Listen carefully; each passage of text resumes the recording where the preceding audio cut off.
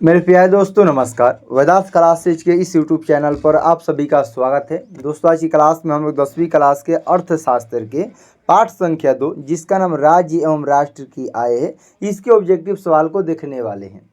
यहाँ से दोस्तों जितने भी ऑब्जेक्टिव सवाल बन सकते हैं उन सभी सवालों को लिया गया है और ये सभी के सभी सवाल आपके परीक्षा की दृष्टि से काफ़ी महत्वपूर्ण हैं।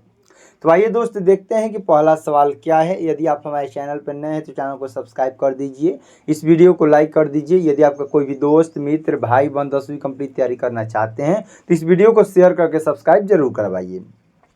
और देखिए दोस्त पहला सवाल दिया गया है कि कार्यशील जनसंख्या का बड़ा हिस्सा किस क्षेत्र में आता है।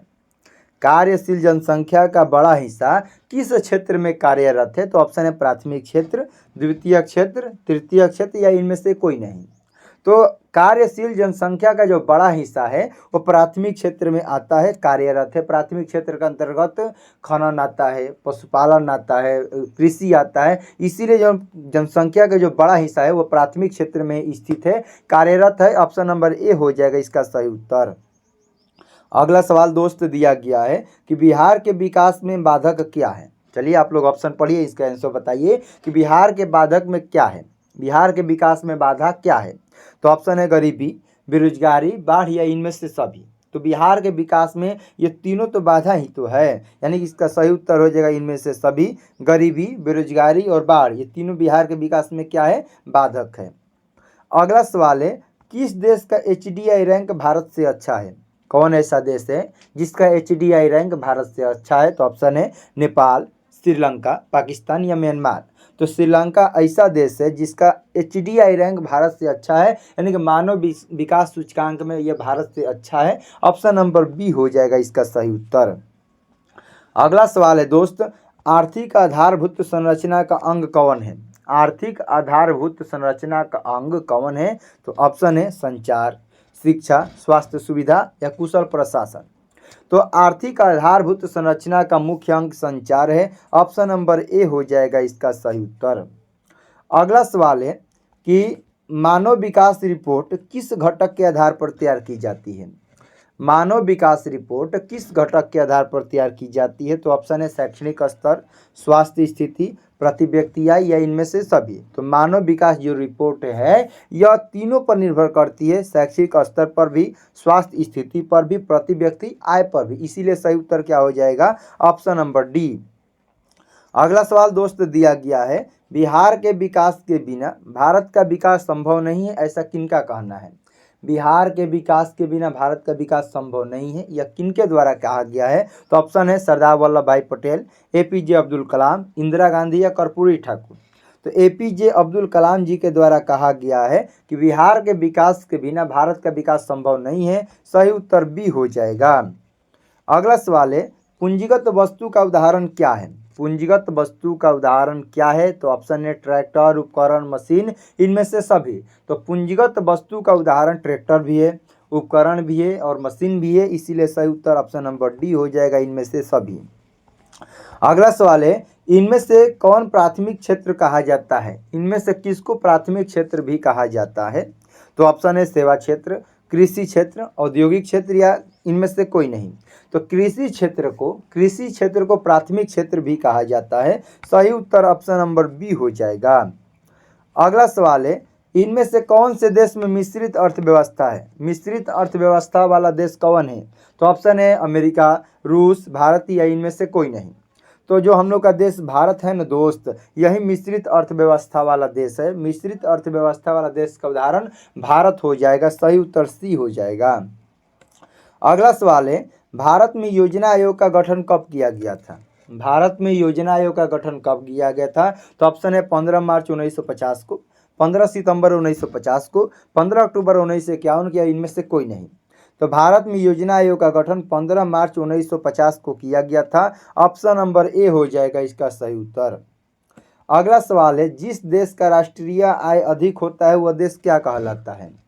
जिस देश का राष्ट्रीय आय अधिक होता है वह देश क्या कहलाता है। तो ऑप्शन है विकसित, विकसित, अर्धविकसित या इनमें से कोई नहीं। याद रखिएगा जिस देश का राष्ट्रीय आय अधिक होता है उस देश को विकसित देश कहा जाता है। ऑप्शन नंबर बी हो जाएगा।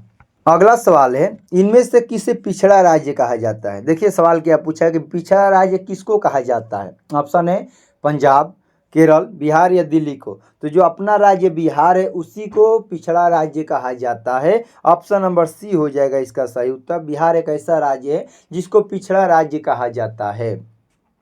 अगला सवाल है, शेयर बाजार की नियामक संस्था कौन है। शेयर बाजार की नियामक संस्था कौन है। तो आपका ऑप्शन है सिडबी, सेबी, आरबीआई या स्टॉक एक्सचेंज। तो सही उत्तर हो जाएगा, शेयर बाजार की नियामक संस्था को सेबी कहा जाता है। ऑप्शन नंबर बी हो जाएगा इसका सही उत्तर। अगला सवाल है दोस्त, किस राज्य की प्रति व्यक्ति आय सबसे कम है। बिहार, ऑप्शन का आंसर बता दिया। भारत का एक ऐसा राज्य बिहार है जिसका प्रति व्यक्ति आय कम है। क्यों कम है, क्योंकि ये गरीब राज्य है, बीमारू राज्य है। तो बीमारू राज्य है, गरीब राज्य है, इसीलिए इसका प्रति व्यक्ति आय कम है। ऑप्शन नंबर क्या हो जाएगा दोस्त, बिहार। ऑप्शन नंबर ए हो जाएगा इसका सही उत्तर। बिहार एक ऐसा राज्य है जिसका प्रति व्यक्ति आय भारत में सबसे कम है। अगला सवाल है, भारत में नीति आयोग की स्थापना कब हुई। भारत में नीति आयोग की स्थापना कब हुई। तो ऑप्शन है जनवरी 1950, जनवरी 1951, जनवरी 2015, जनवरी 2016 को। तो भारत में नीति आयोग की स्थापना जनवरी 2015 में हुआ। सही उत्तर सी हो जाएगा। अगला सवाल है, मिश्रित अर्थव्यवस्था वाला राष्ट्र कौन है। तो अभी हमने आपको बताया भारत हम लोग का एक ऐसा देश है जिसको मिश्रित अर्थव्यवस्था वाला देश कहा जाता है। तो आप लोग ऑप्शन क्या मारिएगा, मिश्रित अर्थव्यवस्था में भारत हो जाएगा। भारत एक ऐसा देश है जिसका अर्थव्यवस्था में मिश्रित अर्थव्यवस्था है। अगला सवाल है, योजना आयोग के सदस्यों की संख्या कितनी होती है। योजना आयोग के सदस्यों की संख्या कितनी होती है। तो ऑप्शन है 7, 8, 9 या 10। तो भारत में योजना आयोग के सदस्यों की संख्या 8 होती है। ऑप्शन नंबर बी हो जाएगा इसका सही उत्तर। अगला सवाल है, बिहार में जीवन यापन का मुख्य साधन क्या है। यहाँ पर क्या सवाल पूछा है, ध्यान से पढ़िए कि बिहार का मुख्य साधन क्या है जीवन यापन करने का। कृषि, उद्योग, व्यापार या उपयुक्त सभी। तो क्या बिहार में सबसे ज़्यादा उद्योग है, व्यापार है। नहीं, बिहार में सबसे ज़्यादा जीवन यापन किस पर होता है, खेती पर होता है, कृषि पर होता है। ऑप्शन नंबर ए हो जाएगा इसका सही उत्तर। अगला सवाल है, देश में सब्जी के उत्पादन में बिहार का स्थान क्या है। देश में सब्जी के उत्पादन में बिहार का स्थान क्या है। तो ऑप्शन है पहला, दूसरा, तीसरा या चौथा। तो देश में सब्जी उत्पादन में बिहार का दूसरा स्थान है। ऑप्शन नंबर बी हो जाएगा इसका सही उत्तर। अगला सवाल है कि भारत के पड़ोसी देशों में किस देश का प्रति व्यक्ति आय सबसे अधिक है। भारत का एक ऐसा पड़ोसी देश है जिसका प्रति व्यक्ति आय सबसे अधिक है। तो कौन है, पाकिस्तान, बांग्लादेश, श्रीलंका या नेपाल। तो श्रीलंका एक ऐसा देश है जिसका प्रति व्यक्ति आय हमारे देश से भी अधिक है। छोटा देश है लेकिन हमसे भी क्या है, आगे है। तो श्रीलंका एक ऐसा देश है जिसका प्रति व्यक्ति आय सबसे अधिक है। अगला सवाल है, योजना आयोग के प्रधान अध्यक्ष कौन होते हैं। योजना आयोग के प्रधान अध्यक्ष कौन होते हैं। तो ऑप्शन है प्रधानमंत्री, योजना मंत्री, राष्ट्रपति या इनमें से कोई नहीं।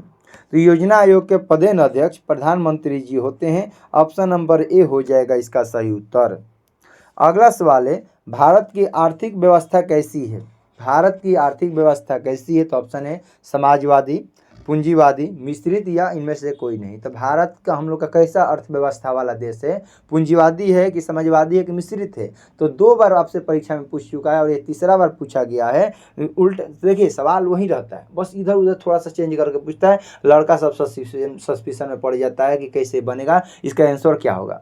तो मिश्रित अर्थव्यवस्था वाला देश कौन है। तो मिश्रित अर्थव्यवस्था वाला देश अपना देश भारत है। सही उत्तर सी हो जाएगा। अगला सवाल है, इनमें से कौन से देश में समाजवादी अर्थव्यवस्था है। तो ऑप्शन है जापान, रूस, भारत या अमेरिका। तो समाजवादी अर्थव्यवस्था वाला देश रसिया है। ऑप्शन नंबर बी हो जाएगा इसका सही उत्तर। अगला सवाल है, सम्यक विकास की प्रक्रिया संबंधित है। सम्यक विकास की प्रक्रिया संबंधित है उच्च वर्ग से, निम्न वर्ग से, सभी वर्ग से या इनमें से कोई नहीं। तो सम्यक विकास की जो प्रक्रिया है वह सभी वर्गों से, उच्च निम्न से कोई मतलब रखने वाला नहीं है। ऑप्शन नंबर सी हो जाएगा इसका सही उत्तर।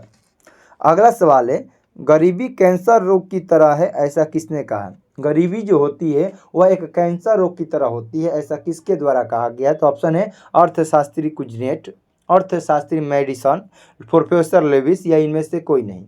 तो कैंसर जो है वो गरीबी जो है ये कैंसर रोग की तरह होती है, ऐसा अर्थशास्त्री कुजनेट के द्वारा कहा गया है। सही उत्तर ए हो जाएगा। अगला सवाल है, किस क्षेत्र को द्वितीयक क्षेत्र भी कहा जाता है? प्राथमिक क्षेत्र को कृषि क्षेत्र भी कहा जाता है, तो द्वितीयक क्षेत्र को किस क्षेत्र के नाम से जाना जाता है? तो ऑप्शन है सेवा, कृषि, उद्योग या इनमें से कोई नहीं। तो द्वितीयक क्षेत्र को औद्योगिक क्षेत्र भी कहा जाता है। ऑप्शन नंबर सी हो जाएगा। अगला सवाल है, 11वीं पंचवर्षीय योजना की अवधि क्या है? 11वीं पंचवर्षीय योजना की अवधि क्या है कि याद रखिएगा, इसको ऑप्शन मैं नहीं बोलूँगा, आपको याद रखना पड़ेगा। 11वीं पंचवर्षीय योजना का अवधि 2007 से लेकर 2012 तक का है। ऑप्शन नंबर डी हो जाएगा इसका सही उत्तर। अगला सवाल है, किस क्षेत्र को तृतीय क्षेत्र कहा जाता है? देखिए तीनों आपको मिल गया, प्राथमिक क्षेत्र, कृषि क्षेत्र, द्वितीय क्षेत्र, औद्योगिक क्षेत्र। तो तृतीय क्षेत्र को क्या कहा जाएगा? तो तृतीय क्षेत्र को सेवा क्षेत्र कहा जाता है। सेवा क्षेत्र को तृतीय क्षेत्र कहा जाता है, प्राथमिक क्षेत्र को कृषि क्षेत्र, औद्योगिक क्षेत्र को द्वितीय क्षेत्र कहा जाता है। ऑप्शन नंबर ए हो जाएगा इसका सही उत्तर। अगला सवाल है, एक अर्थव्यवस्था का सृजन होता है। एक अर्थव्यवस्था का सृजन होता है, ऑप्शन है प्राकृतिक संसाधनों से, भौतिक संसाधनों से, मानवीय संसाधनों से या इनमें से सभी संसाधनों से। तो एक अर्थव्यवस्था का जो सृजन होता है वह प्राकृतिक से भी होता है, भौतिक से भी होता है, मानवीय से भी होता है, यानी कि इनमें से सभी संसाधनों से होता है। ऑप्शन नंबर डी हो जाएगा इसका सही उत्तर। अगला सवाल है, राष्ट्रीय विकास परिषद का गठन कब हुआ? राष्ट्रीय विकास परिषद का गठन कब हुआ? तो ऑप्शन है 1951 में, 1952 में, 1954 में या 1956 में। तो राष्ट्रीय विकास परिषद का गठन 1952 ईस्वी में हुआ था। ऑप्शन नंबर बी हो जाएगा इसका सही उत्तर। अगला सवाल है, भारत की पहली पंचवर्षीय योजना का कार्यकाल क्या था? भारत की प्रथम पंचवर्षीय योजना का कार्यकाल क्या था? तो ऑप्शन है 1950 से 55, 51 से 56, 52 से 57 या 54 से 59। तो भारत की प्रथम पंचवर्षीय योजना का कार्यकाल 1951 से 1956 था। ऑप्शन नंबर बी हो जाएगा इसका सही उत्तर। अगला सवाल है, आर्थिक संरचना का एक मुख्य अंग कौन है? आर्थिक संरचना का एक मुख्य अंग कौन है? ऑप्शन है शिक्षा, स्वास्थ्य सेवा, यातायात एवं संचार या इनमें से कोई नहीं। तो आर्थिक संरचना का एक मुख्य अंग यातायात एवं संचार है। Option number c. हो सकता है आप लोगों को क्लास थोड़ा सा बोरिंग लगे, क्योंकि अर्थशास्त्र, पॉलिटी वाला ये सब जो क्लास होता है ना, थोड़ा सा बोरिंग लगने लगता है। यानी कि सोशल साइंस वाला जब भी कोई क्लास होता है थोड़ा सा बोरिंग लगने, क्योंकि वहाँ कुछ समझ रटना पड़ता है। ज़्यादा नहीं समझ में आए तो चलो रट लो, समझ में नहीं तो रट लो। तो थोड़ा सा इसीलिए आप लोग ध्यान से अंत तक देखते रहिए और ध्यान से समझने का प्रयास कीजिए।